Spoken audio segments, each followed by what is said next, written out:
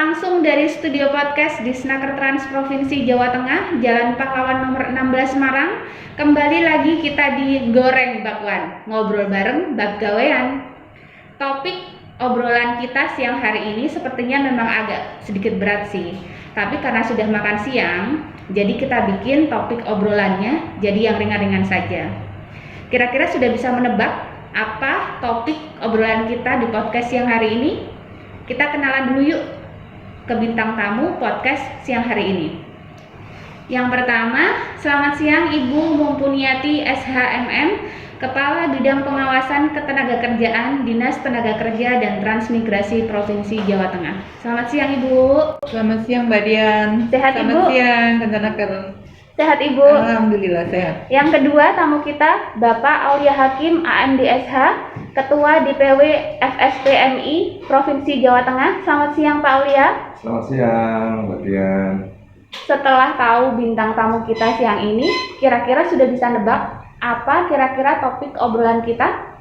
Yes, betul sekali. Terkait dengan penanganan pengaduan THR tahun 2021. Oke, mandatori dari podcast kita adalah sebelum masuk ke topik bahasan, host akan memberikan beberapa tebakan. Siang hari ini saya punya 2 tebakan Bapak Ibu. Jadi nanti kira-kira bisa jawab apa enggak gitu. Enggak bisa kan? Yang pertama, minuman apa yang solehah coba? Minuman Yang solehah. Minuman apa yang solehah? Apa ya? Nggak bisa. Oh nyerah ya, oke. Nutri Syar'i gitu kan. bisa ada Itu satu ya. Yang kedua, tukang apa yang sering berhayal? Tukang hayat. Tukang? Tukang hayat. Enggak. Ibu gimana Bu? Apa ya? Boleh satu. Apa ya? Jawabannya itu tukang bubur Bu. Bisa. Kenapa? Iya. Kenapa? Karena tukang bubur itu sering melakukan kegiatan berhalusinasi. Halusinasi jadi Ya Allah. Halusinasi dia ya. Nggak garing kan ya? Oke, Dia baik. tukang halusinasi. Iya. Oke, baik, ke topik aja kali ya daripada kita tebak-tebakan ya. Selesai baik-baik. Balik lagi ke topik penanganan pengaduan THR tahun 2021. Emang sekarang kan sudah bulan Juni ya Bu. THR kemarin sekitar bulan Mei ya Bu ya, sebelum Lebaran. Nah sebenarnya Bu, yang ingin saya tanyakan dan juga ke Pak Aulia, siapa yang berhak mendapatkan THR dan siapa yang wajib membayar? Monggo Bu Uni bisa dijelaskan. Ya. Sebenarnya kalau kita bicara THR, kayaknya THR-nya sudah pada habis deh ya. Ya betul. Ya, kalau yang sudah dibayar THR-nya sudah pada Iya. habis.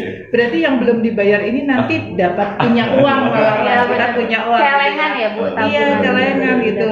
Ya Mbak Dian, jadi semua tenaga kerja itu yang sudah bekerja 1 bulan atau lebih, maka dia berhak mendapatkan tunjangan hari raya. Nah, itu juga untuk yang punya hubungan kerja gitu.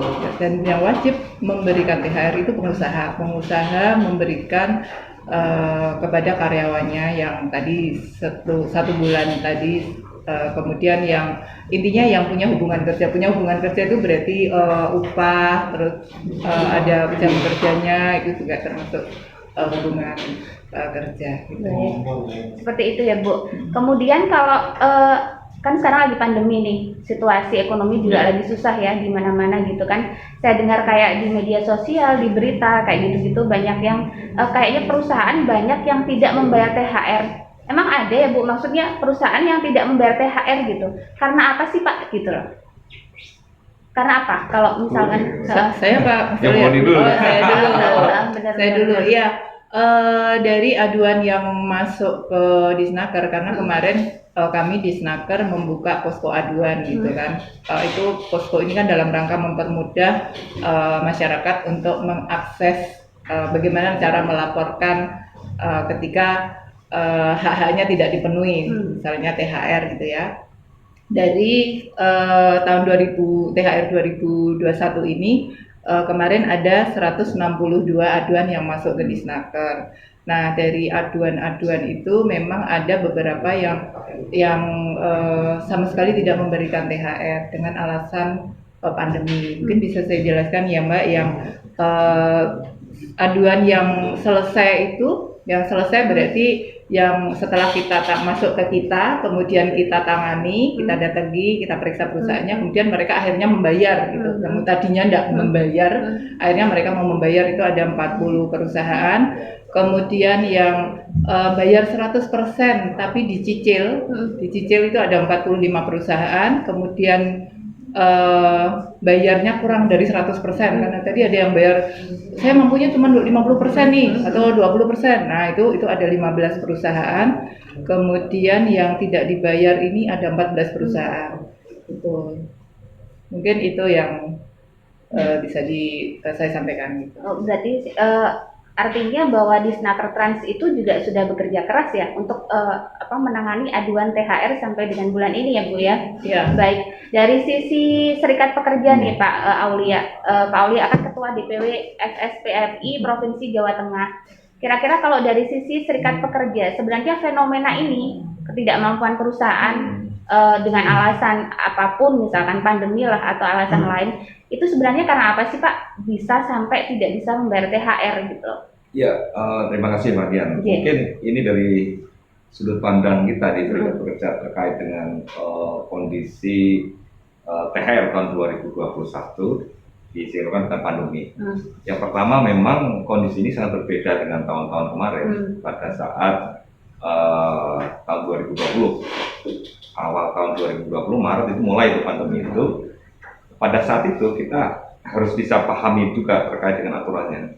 Itu sebenarnya memang ada SE yang tahun ini berbeda dengan surat edaran tahun 2020 yang boleh dicicil, tapi tahun ini tidak boleh dicicil karena memang tahun 2020 sudah banyak kebijakan pemerintah untuk stimulus dari pengusaha dan pemodal. Sehingga tahun ini, tahun 2021 memang diharapkan oleh pemerintah untuk bisa mencicil semua, harapannya itu. Tapi kita kembali lagi, tidak semua perusahaan, saya paham, tidak semua perusahaan mampu dalam artinya untuk membayar full tahun 2021. Karena apa? Saya lihat dari sudut surat edaran saja, itu ada beberapa kelemahan sebenarnya unik. Contoh surat edaran tersebut, saya pikir pelaksana implementasi di wilayah itu agak kesulitan. Mungkin Bu Uni paham terkait ini karena itu ada batasannya. Kalau tidak salah itu yang membuat agak berat. Artinya apa? Kalau saya melihat pemahaman kepada pengusaha terkait THR itu sebenarnya apa dulu gitu. THR itu kan non upah sebenarnya, kejahatan non upah yang memang harus wajib diberikan. Yang kedua, terkait dengan tidak mampunya perusahaan, sebenarnya begini. Kalau sebelum tahun 2003 itu kan ada misalkan kebijakan 3 bulan sebelum THR itu biasanya mereka sudah mulai untuk menghitung cash flow, menghitung keuntungan, mempersiapkan untuk dana THR. Tapi memang ada setelah 2003 ini ke sini sudah tidak ada lagi itu. Artinya perusahaan yang benar-benar tidak mampu akan kelihatan dalam 3 bulan sebelum itu gitu. Di Jawa Tengah saya pikir memang ya kami lihatlah kerja di Provinsi Jawa Tengah sudah maksimal. Memang ada beberapa hal yang perlu ditingkatkan, tapi saya pantau sudah mulai ini dalam pengawasan dan progres yang disampaikan itu bagus. Artinya ada hal yang perlu diperbaiki juga terkait dengan itu dimaksimalkan kembali. Karena dalam surat edaran tersebut memang agak lemah juga banyak Bu. Karena SE itu kan bukan aturan undang-undang sebenarnya kan, ada himbauan saja dan sanksinya. Sanksi itu sekarang saya lihat mekanisme sanksinya pun belum ada, hanya administrasi. Kalaupun memang perusahaannya itu bandel, memang harus ada mekanisme yang jelas. Kan tidak semua perusahaan itu nakal, tidak. Banyak perusahaan yang baik kok di Jawa Tengah. Tetapi memang kalau benar-benar ada perusahaan yang nakal, mekanisme terkait sanksi memang harus pemerintah harus segera membuat ini. Jadi pelaksana yang ada di daerah itu lebih mudah tuh. Kan ini progresnya yang tidak, misalkan tidak memang benar-benar bandel, hanya administrasi saja mungkin mereka memang benar-benar bandel nggak mau itu kan. Artinya mungkin bisa saja kalaupun memang sengaja dan bandel sebenarnya mereka mampu, ya itulah sanksi yang harus tegas yang dilakukan.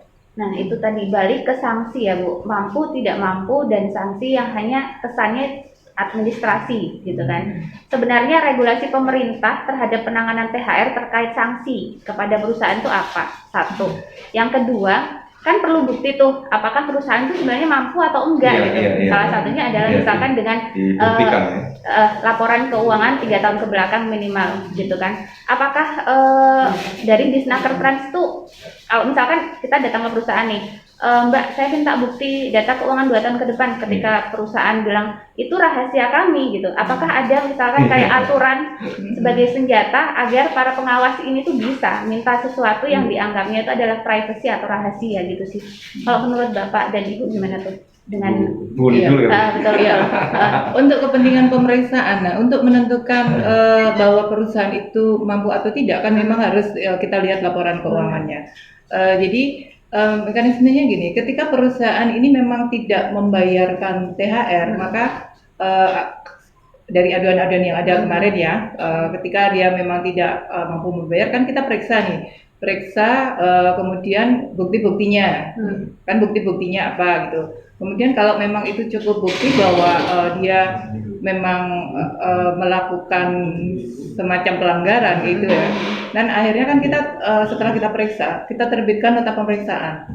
Nah, nota pemeriksaan 1. Setelah nota pemeriksaan 1 kita kasih waktu, kalau di SOP kami 14 hari ya. Tapi di aturan memang sebenarnya nota pemeriksaan 1 ini bisa 30 hari kalau di Permenaker 33 2016 kan. Nah, tapi di SOP kami kita kasih 14 hari. Kemudian kalau dia dalam waktu 14 hari ini dia sudah melaksanakan apa yang kita perintahkan di nota ini, berarti kasus selesai gitu kan. Tapi kalau dia tidak melaksanakan, maka akan terbit nota 2. Nota 2 di SOP kami ada 7 hari gitu kan, maksimal 7 hari. Nah, ketika 7 hari itu misalnya bandel lagi, ya sudah akhirnya kita rekomendasikan, pengawas merekomendasikan, nanti yang bisa memberikan rekomendasi kan berarti Bu Kadis ya, kemudian merekomendasikan kepada kepala daerah untuk, karena ini sanksinya memang sanksi administratif ya, sanksi administratif kan berarti ini rekomendasi ini kemudian ke kepala daerah bahwa diambil langkah-langkah administratif. Nah, administratifnya apa? Yang paling ringan adalah teguran tertulis sampai dengan yang paling berat adalah pembekuan usaha. Jadi ini menjadi kewenangan kepala daerah masing-masing gitu. Kepala daerah masing-masing di kabupaten kota. Kalau memang usahanya ini lokasinya adalah berada di kabupaten kota. Oh gitu. Jadi sebenarnya harapan dari Serikat Pekerja sendiri kedepannya itu seperti apa Pak Aulia? Iya, ini menjadi penting ya. Harapan saya sebenarnya kalau masuk berbicara tunjangan hari raya yang sudah ada aturannya, ada di PP 78, ada di Permenaker 6 2016, benar ya, terkait dengan PP 3. Sebenarnya tidak usah pakai SE menurut saya. Kembalikan saja, toh itu sudah aturan undang-undang. SE-nya pun itu menjadi abu-abu, artinya pelaksananya pun agak sulit. Yang akan melaksanakan pun pengusaha-pengusaha dan serikat buruh pasti dia akan bentuk dengan SE tersebut. Artinya kembalikan saja, nggak usah pakai SE. Harapan saya kembali lagi hubungan industrial, ya kan? Karena itu yang kedua memang closing-nya adalah begini. Saya melihat ini ada denda sebenarnya. Iya ada. Denda ini, saya lagi kaji nih. Kita lagi kaji apakah denda itu bisa kita alokasikan kepada misalkan denda itu dalam tanda kutip untuk kesejahteraan juga gitu kan. Betul. Bisa nggak denda itu misalkan yang melanggarnya 5% itu kita ambil, kan ada multi tafsir, ada yang misalkan ini langsung menjadi hak karyawannya. Ya, betul. Menurut saya itu bisa dialihkan ke dalam bentuk kesejahteraan lagi untuk mendorong misalkan SDM. Iya betul. Atau mendorong tentang dia punya kompetensi, dorongkan. Jadi denda itu bisa dikembalikan kepada apa sih kebutuhannya. Ya, Gitu. diatur di Betul, betul. di PPPKB-nya. Ya itu harapan saya itu Bu, yang kedepannya begitu Mbak Dian, agar kalau nggak usah pakai SI lah, gitu. Ya ribet banget, gitu kan. Kan udah ada aturannya jelas itu kan. Itu sebenarnya. Mungkin dari Bu Kak Ya. nih, Ya, dia pakai SI kalau dia. ya. Saya tidak menanggapi. Oh.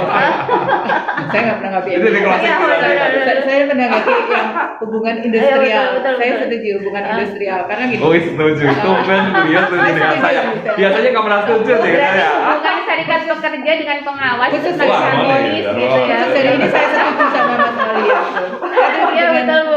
Hubungan industrial, membangun hubungan industrial karena gini, menyikapi ini mestinya memang kita kembali lagi ke aturan yang ada. Jadi pengusaha memang harus mematuhi aturan yang ada tentang ketenaga kerjaan. Kemudian misalnya ini dengan pandemi Covid kemudian terjadi perusahaan yang benar-benar terdampak. Nah, benar-benar terdampak ini kan gunakanlah kemudahan-kemudahan yang diberikan oleh pemerintah, gitu kan? Gunakan kemudahan-kemudahan yang diberikan oleh pemerintah, kemudian juga harus ketika harus terbuka ketika memang benar-benar nggak mampu, tunjukkan ke pekerjanya bahwa ini loh kita benar-benar nggak mampu membangun hubungan industrial, saling pengertian. Kalau memang benar-benar nggak mampu, nanti bisa di hubungan industrial itu tadi.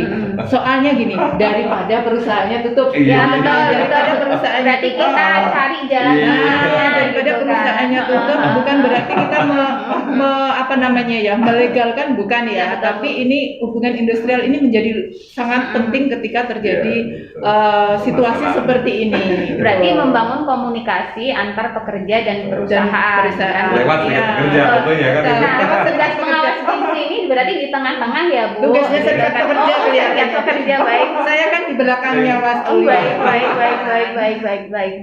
Terima kasih kami sampaikan kepada Bu Uni dan Pak Aulia yang berkenan hadir dalam podcast kami siang hari ini.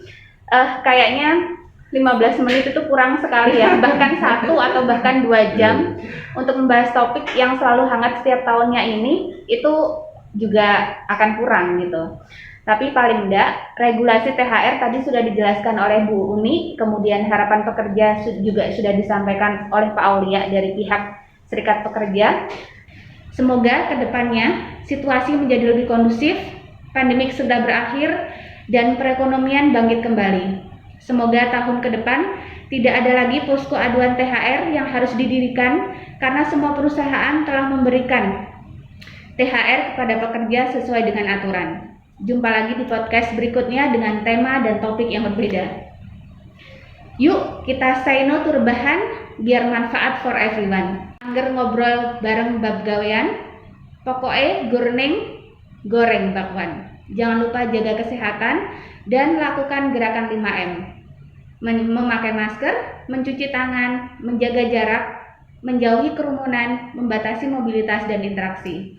Dan 2 hal yang harus dihindari, melupakanmu dan berhenti mencintaimu. Wassalamualaikum warahmatullahi wabarakatuh.